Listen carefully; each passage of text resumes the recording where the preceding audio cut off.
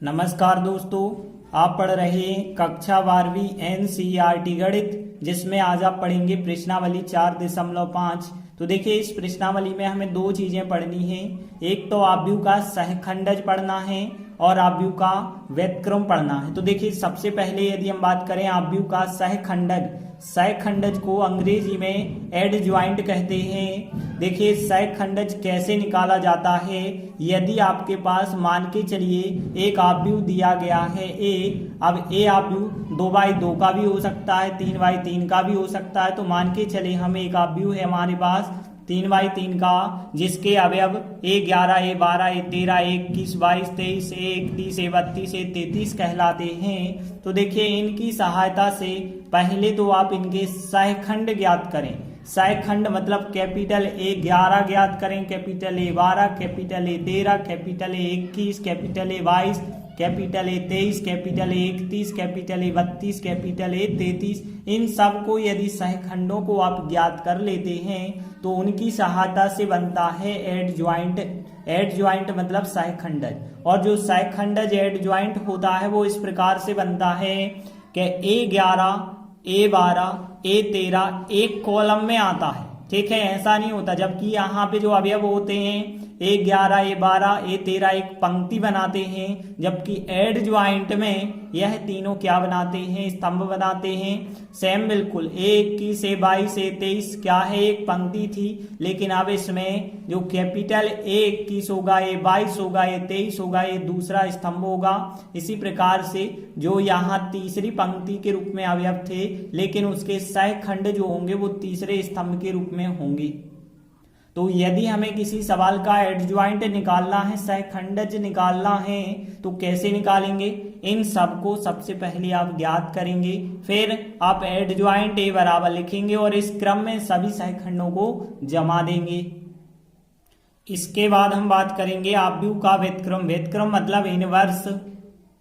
तो देखिए, यदि आपको एक आव्यूह ए दिया गया है और कहा जाए कि उसका इनवर्स ज्ञात कीजिए, मतलब व्युत्क्रम ज्ञात कीजिए, तो आप कैसे ज्ञात करेंगे? तो सबसे पहली शर्त होती है कि यदि सारणिक ए का मान 0 के बराबर नहीं है, तब ही आप आव्यूह ए का व्युत्क्रम निकाल पाएंगे, मतलब उसका अस्तित्व होगा। यदि सारणिक ए का मान 0 हो गया तो उसका व्युत्क्रम नहीं निकाला जा सकता है। तो ये याद रखना कि आप उसका सारणिक निकालेंगे, और यदि सारणिक 0 नहीं हुआ तब तो आव्यूह का व्युत्क्रम निकल सकता है, मतलब उसका अस्तित्व है। और ए का इनवर्स मतलब ए का व्युत्क्रम यदि आपको निकालना है तो फार्मूला क्या है, 1/सारणिक ए इंटू एडज्वाइंट ए। इस फार्मूला से हम आव्यूह का व्युत्क्रम या इनवर्स निकाल सकते हैं। तो देखिए, प्रश्न 1 और प्रश्न 2 में प्रत्येक आव्यूह का सहखंडज ज्ञात करना है, मतलब हमें एडज्वाइंट ज्ञात करना है। तो देखिए, पहले प्रश्न में हमें एक आव्यूह दिया गया है और इस आव्यूह का हम सहखंडज कैसे निकालते हैं। तो देखिए, सबसे पहला काम आपको क्या करना है, जो आपको आव्यूह दिया गया है वो मान के चलना है आपको, वो ए आव्यूह है। तो मान के चले हम ए आव्यूह है, और ए आव्यूह क्या है, 1 2 3 4 ए हो गया, मान के चलिए ए आव्यूह। देखिए, अब हम इस आव्यूह के सहखंड ज्ञात करेंगे। उन सहखंडों से जो सहखंड होंगे, capital A11, capital A12, capital A21, capital A22, 4 सहखंड इसके ज्ञात करने होंगे और उनको जमाएंगे, तब उनका एडज्वाइंट मतलब सहखंडज ज्ञात होगा। तो इसीलिए हम जो है ए आव्यूह के सहखंड ज्ञात करते हैं। तो देखिए, सहखंड आपको कैसे ज्ञात करने होते हैं, कैपिटल A11 निकालेंगे। तो देखिए, सबसे पहले तो आप यहाँ पे चिन्ह देखें, -1 के ऊपर कितने की घात आएगी, यहाँ पे 1 और 1 2 की घात, मतलब यहाँ प्लस चिन्ह आएगा आगे। और देखिए, यदि आप 11वें अवयव की बात करें तो 11वां अवयव 1 है, इसके लिए ए लाइन छोड़ेंगे। ए लाइन कितना बचा होगा, यहाँ पे 4 बचा होगा। तो देखिए, -1 पे 2 की घात मतलब प्लस का चिन्ह आएगा, और यहाँ पे 4 मतलब +4 इसका आंसर हुआ। अब देखिए, कैपिटल A12 यदि आप निकालेंगे तो -1 के ऊपर 2 और 1 3 की घात। और देखिए, 12वें अवयव के लिए आपके पास क्या बचा होगा, ए लाइन छोड़िए, ए लाइन 3 बचा होगा। अब देखिए, यहाँ पे -1 पे 3 की घात माइनस चिन्ह, और यहाँ पे 3, तो माइनस का 3 यहाँ पे आंसर होगा। अब देखिए कैपिटल ए 21 ज्ञात करेंगे, -1 पे 2 और 1 3 की घात, और 21 की बात करें मतलब इस 3 के सापेक्ष देखें, ए लाइन छोड़िए ए लाइन, तो 2 बचा होगा, हमने 2 लिखा है यहाँ पे। अब देखिए -1 पे 3 की घात मतलब माइनस चिन्ह आएगा, और इंटू 2 चल रहा मतलब -2 आ जाएगा। इसके बाद यदि हम कैपिटल ए 22 ज्ञात करें तो -1 के ऊपर कितने की घात आएगी, 2 और 2 4 की घात, और 22वां अवयव 4 है, इसके लिए यदि आप देखेंगे तो 1 बचा होगा, और देखिए यहाँ 4 की घात मतलब प्लस आ जाएगा, और इंटू चल रहा है 1 मतलब 1 आंसर होगा इसका। अब देखिए हमने चारों सहखंड ज्ञात कर लिए हैं। अब इन चारों सहखंडों की सहायता से हम एड ज्वाइंट ज्ञात करेंगे ए ऑफ बी का। तो एड ज्वाइंट ए का फार्मूला देखिए क्या है, 4 सहखंड हैं तो कैपिटल ए 11 लिखेंगे, कैपिटल ए 12, ध्यान रखना इस क्रम में लिखना होता है, स्तंभ वाले क्रम में। फिर कैपिटल ए 21 होगा, कैपिटल ए 22 होगा। तो इस प्रकार से हमने चारों सहखंडों को लिखा। अब इनके यदि आप मान रख देंगे तो देखिए यहाँ पे 4 -3 -2 और 1 जे आप मान रख देंगे, तो इस प्रकार से एडज्वाइंट ए मतलब ए ऑफ बी का सहखंडज ज्ञात हो जाएगा। इस प्रकार प्रश्न 1 कंप्लीट हुआ। इसके बाद देखिए प्रश्न 2, इसमें भी हमें एक आव्यूह दिया गया है, इस आव्यूह का भी हमें सहखंडज मतलब एडज्वाइंट ज्ञात करना है। तो सबसे पहला आप काम क्या करेंगे कि जो आव्यूह दिया गया है उसे आप ए आव्यूह मान के चलेंगे, तो मान के चले हमें इस आव्यूह को ए। इसके बाद देखिए इस आव्यूह में कितने अवयव हैं, 9 अवयव हैं, इस वजह से इस आव्यूह के 9 सहखंड ज्ञात होंगे। तो देखिए हम इसके 9 सहखंड ज्ञात करेंगे। तो देखिए सबसे पहले आप निकालेंगे कैपिटल ए 11 मतलब 11वें अवयव का सहखंड। अब देखिए यहाँ -1 के ऊपर कितने की घात, 1 और 1 2 की घात। अब देखिए 11वें अवयव के लिए कौन कौन से अवयव बचे होंगे, 11वां अवयव यह होता है, तो ए लाइन छोड़ेंगे ए लाइन छोड़ेंगे तो 3 5 0 1 बचा होगा। यदि आप यहाँ 1 का 3 से गुणा करेंगे 3 आएगा, 0 का 5 से करेंगे तो यहाँ 0 आएगा, और -1 पे 2 की घात मतलब यहाँ पे प्लस का चिन्ह आएगा, 3 में से 0 घटाएंगे तो 3 आएगा।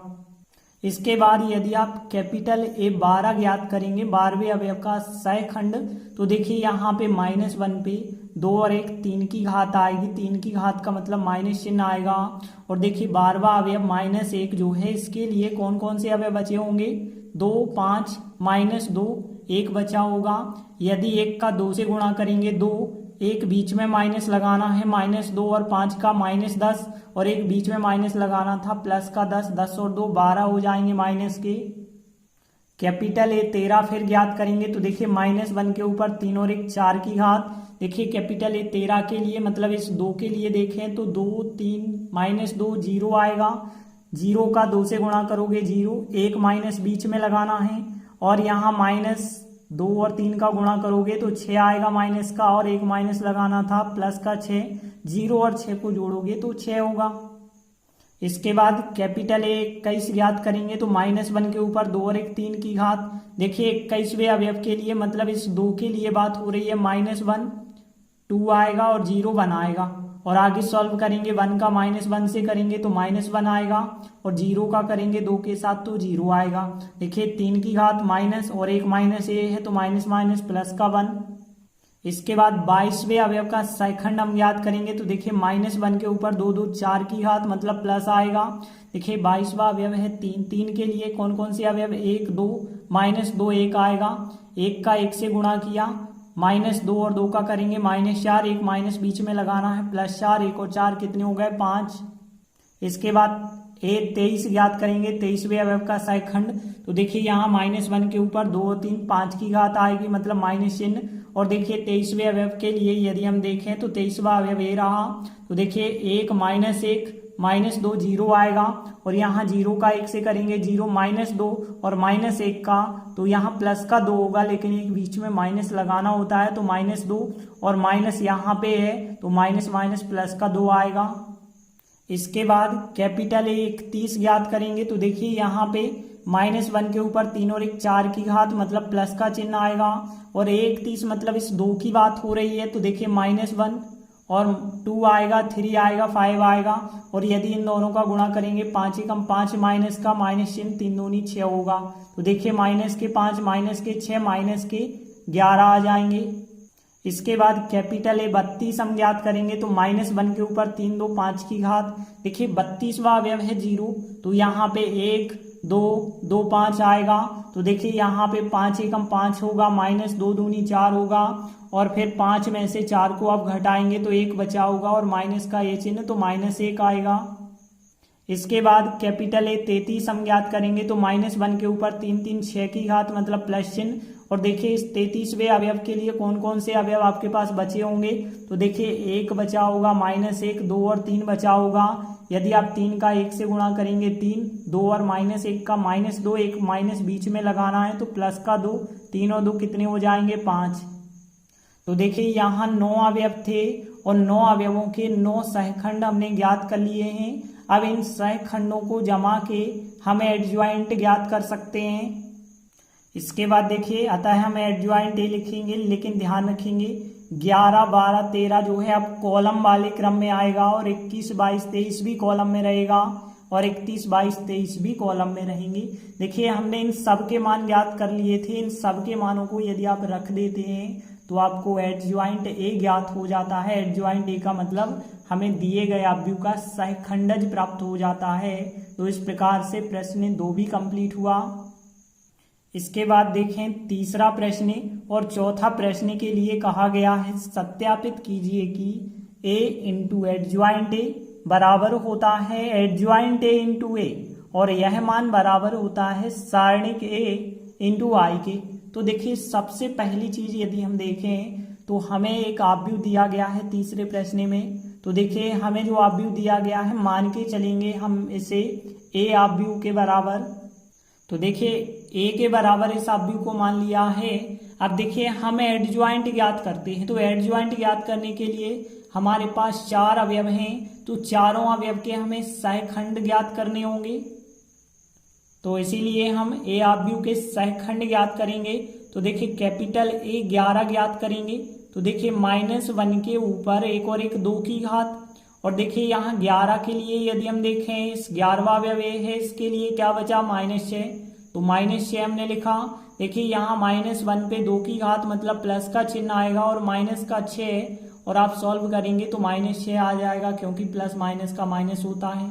यदि आप कैपिटल ए 12 ज्ञात करेंगे मतलब 12वें अवयव का सहखंड तो -1 के ऊपर 2 और 1 3 की घात और 12वें अवयव के लिए -4 आएगा तो -4 हमने लिखा।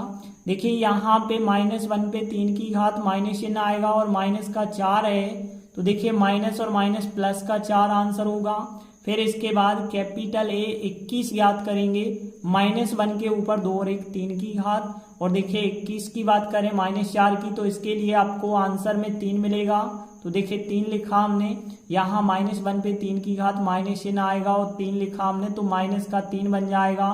फिर कैपिटल ए 22 हम ज्ञात करेंगे तो -1 के ऊपर 2 और 2 4 की घात आएगी और इस 22 के लिए 2 प्राप्त होगा तो 2 लिखा हमने। 4 की घात मतलब प्लस आएगा, प्लस का 2 आंसर आ जाएगा। अब देखिए हमने चारों सहखंड ज्ञात कर लिए हैं तो इस वजह से हमें एडज्वाइंट ए का मान पता हो जाएगा।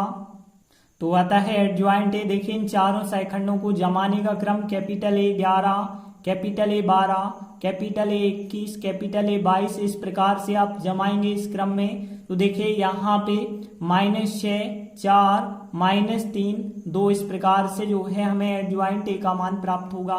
देखिए एडज्वाइंट ए आ चुका है, ये आव्यूह पहले से हमें दिया गया था। अब आपको सारणिक ए का मान निकालना होगा।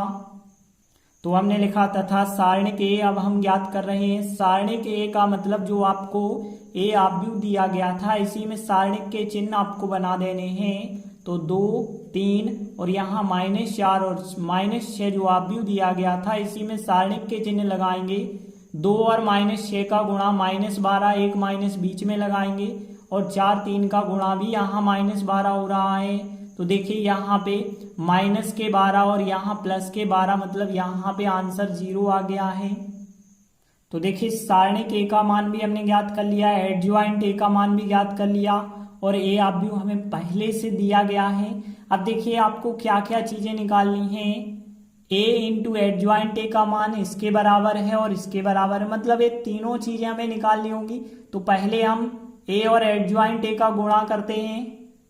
तो देखिए हमने लिखा अब ए और एडजॉइंट ए का गुणा करेंगे। तो देखिए ए आप व्यू को आप रखेंगे 2 3 -4 -6 और एडजॉइंट ए वाला आप व्यू रखेंगे। तो एडजॉइंट ए वाला आप व्यू रखा। देखिए अब हमें दोनों का गुणा करना है। पंक्ति का गुणा स्तंभ से होता है, पता है इतना आपको। 2 और -6 का गुणा -12, 3 4 का गुणा तो प्लस का 12। और इसके बाद देखिए अब फिर हम पहली पंक्ति का दूसरे स्तंभ से 2 और -3 का गुणा -6, 3 और 2 का गुणा +6।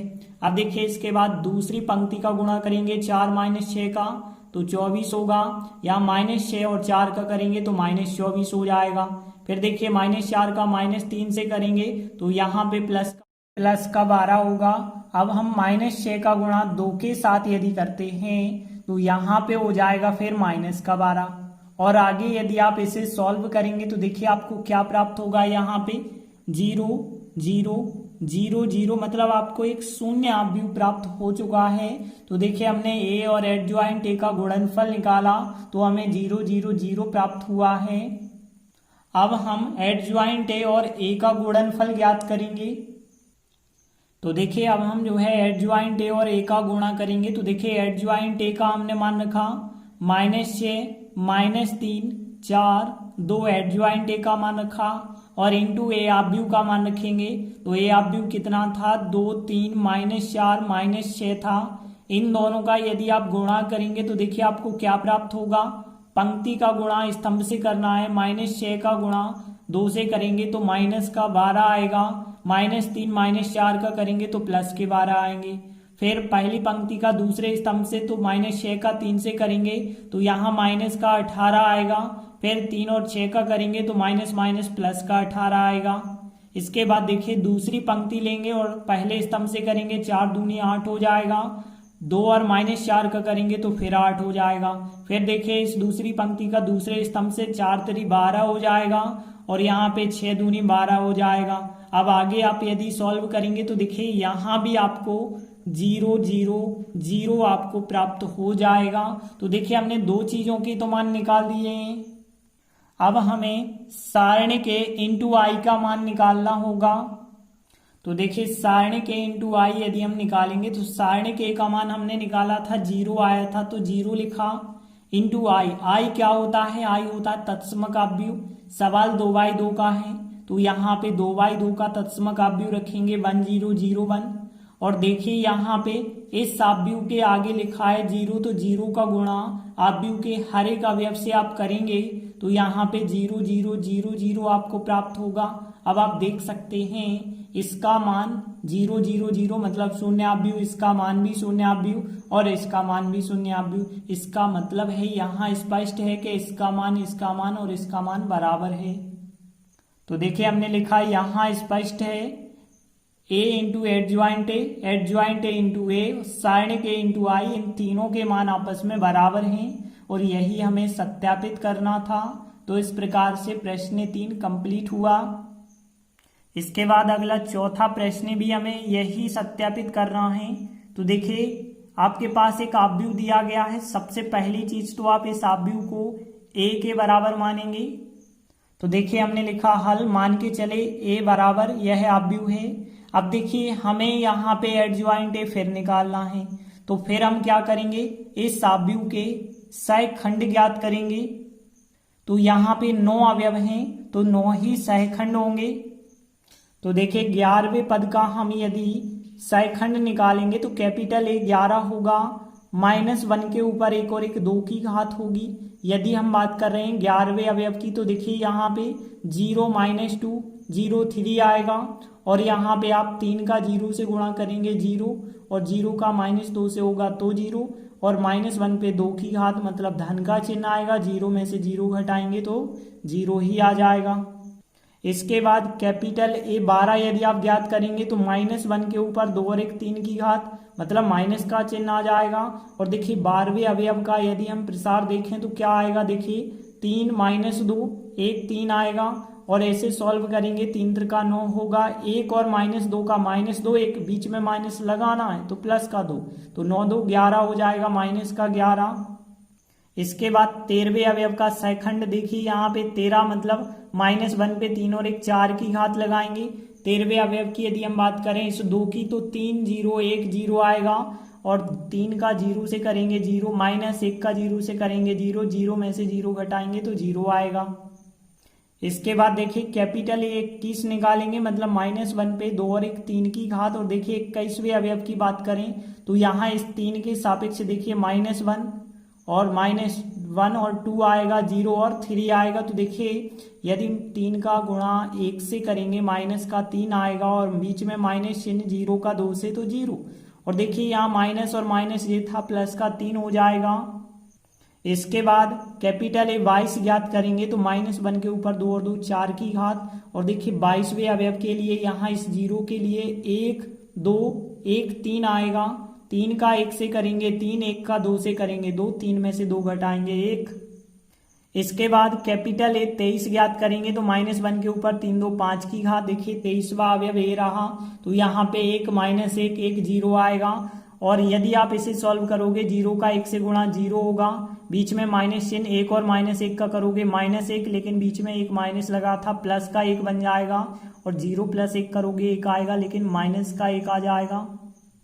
इसके बाद कैपिटल 31 ज्ञात करेंगे तो -1 के ऊपर 3 और 1 4 की घात। देखिए 31वां अवयव ये रहा आपका, तो -1 2 0 -2 आएगा। देखिए यहाँ -2 का -1 से करेंगे प्लस के 2, माइनस चिन्ह, 0 और 2 का करेंगे तो 0, 2 में से 0 घटाएंगे तो 2 आएगा। कैपिटल A32 निकालेंगे तो -1 पे 3 2 5 की घात हो जाएगी। देखिए 32वां अवयव 0 की यदि बात करें तो 1 2 3 -2 आएगा। तो देखिए इन दोनों का गुणा करेंगे तो माइनस का 2 3 दूनी 6 हो जाएगा, बीच में -2 और -6 -8 और 1 माइनस ये रहा तो प्लस के 8। इसके बाद कैपिटल A33 ज्ञात करेंगे तो -1 के ऊपर 3 3 6 की घात। देखिए 33वां अवयव ये रहा, तो देखिए 1 -1 3 0 आएगा, और यदि आप 0 का 1 से गुणा करोगे 0, 3 का -1 से -3, 1 माइनस बीच में लगाना है तो प्लस का 3, 0 और 3 को जोड़ोगे तो 3 आएगा। तो देखिए हमने 9 अवयवों के सहखंड निकाल दिए हैं। अब देखिए इनकी सहायता से हम इनका एड ज्वाइंट वाला अवयव ज्ञात कर सकते हैं। तो देखिए हमने लिखा आता है एडज्वाइंट A बराबर, देखिए जो यहाँ सहखंड निकाले हैं उनको क्रम अच्छे से याद रखें, 11 12 13 21 22 23 31 32 33, मतलब कॉलम में बढ़ते हुए लिखना है। देखिए इन सब के यदि आप मान रख देंगे तो आपको इस प्रकार से एडज्वाइंट A प्राप्त होगा। इसके बाद देखिए अब हमें जो सत्यापित करना था उसमें एडज्वाइंट A की आवश्यकता थी, हमने निकाल दिया। अब सारणिक A की और आवश्यकता है तो सारणिक A और हम निकालेंगे। तो देखिए हमने लिखा सारणिक A, मतलब जो A अवयव दिया गया है उसी में सारणिक के चिन्ह आप लगाएंगे। अब देखिए यहाँ पे किसी भी आप पंक्ति किसी भी स्तंभ के सापेक्ष प्रसार कर सकते हैं। तो देखिए यहाँ 2 0 हैं तो हम C2 के सापेक्ष प्रसार करेंगे। तो आपको पता होना चाहिए कि यह पद माइनस का, यह पद प्लस का, यह पद माइनस का होता है। तो देखिए माइनस चिन्ह लगाएंगे क्योंकि माइनस का यह पद होता है, माइनस चिन्ह लगा के यह पद लिखा और इसके सापेक्ष प्रसार करेंगे तो 3 -2 1 3 आएगा, 3 त्रिका 9 और -2 बीच में एक माइनस लगाना है तो प्लस का 2 बन जाएगा, और इस 0 के सापेक्ष करेंगे पूरा 0, इस 0 के सापेक्ष करेंगे पूरा 0। 9 और 2 11, माइनस माइनस प्लस हो गए, मतलब 9 2 11 आंसर हुआ। तो देखिए अब आपके पास एडज्वाइंट भी हो गया, सारणिक A भी हो गया। तो देखिए जो हमें सत्यापित करना है उनमें से हम अब क्या करेंगे, A और एडज्वाइंट A का गुणनफल ज्ञात करेंगे। तो देखिए हमने लिखा अब A और एडज्वाइंट A का गुणा हम कर रहे हैं, तो A अवयव का मान रखा हमने और एडज्वाइंट A का मान जो निकाला था वो रखा। देखिए अब दो अवयवों का गुणा तो आप लोगों से बनता होगा कि पंक्ति का गुणा हम स्तंभ के सापेक्ष करते हैं, तो पहली पंक्ति का पहले स्तंभ से करेंगे, फिर पहली पंक्ति का दूसरे स्तंभ से, फिर तीसरे स्तंभ से, फिर इसी प्रकार से दूसरी पंक्ति का इन तीनों स्तंभ के साथ, फिर तीसरी पंक्ति का इन तीनों स्तंभों के साथ। यदि आप करेंगे तो इस प्रकार से आपको संख्याएं प्राप्त हो जाएंगी। और इन्हें आप यदि सॉल्व करेंगे तो देखिए 11 0 0 0 11 0 0 0 11 आपको प्राप्त हो जाएगा। तो देखिए हमने अभी ए और एडज्वाइंट ए का गुणनफल निकाला, अब हम एडज्वाइंट ए इंटू ए का गुणनफल निकालेंगे। तो देखिए हमने लिखा तथा एडज्वाइंट ए और ए दोनों का गुणनफल, तो एडज्वाइंट ए का मान पहले रखें और ए आव्यूह का मान बाद में रखें। फिर यहाँ पे भी दो आव्यूहों का गुणा आप लोगों से बनता है, दोनों का यदि आप गुणा करेंगे तो इस प्रकार से कुछ संख्याएं आपको प्राप्त होंगी और यहाँ पे भी इन्हें आप जोड़ेंगे तो आपके पास 11 0 0 0 11 0 0 0 11 प्राप्त हो जाएगा। तो देखिए हमने यह मान निकाल लिया, यह मान अब हम निकालेंगे सारणिक ए इंटू आई निकालेंगे। तो देखिए हमने लिखा सारणिक ए इंटू आई, सारणिक ए का मान कितना आया था 11 आया था जब हमने प्रसार किया था। आई क्या होता है तत्समक आव्यूह 1 0 0 0 1 0 0 0 1 होता है, ये तो आपको पता है। आव्यूह के आगे 11 लिखा है, 11 का गुणा इस आव्यूह से होगा तो हर एक अवयव से गुणा करना होगा, तो 11 का गुणा 1 से होगा 11, 11 का गुणा 1 से होगा 11, यहाँ भी 11, बाकी सब 0 0 अवयव आपको प्राप्त होंगे। अब आप देख सकते हैं कि इसका मान और इसका मान और इसका मान, इन तीनों के मान बराबर आ चुके हैं। तो आप लिख सकते हैं यहाँ स्पष्ट है कि इन तीनों के मान आपस में बराबर हैं और यही हमसे कहा गया था इस सवाल में सत्यापित करने के लिए। इस प्रकार से हमारा प्रश्न 4 कंप्लीट हुआ। आगे के वीडियो में और आगे के प्रश्न हम करेंगे, तब तक के लिए धन्यवाद।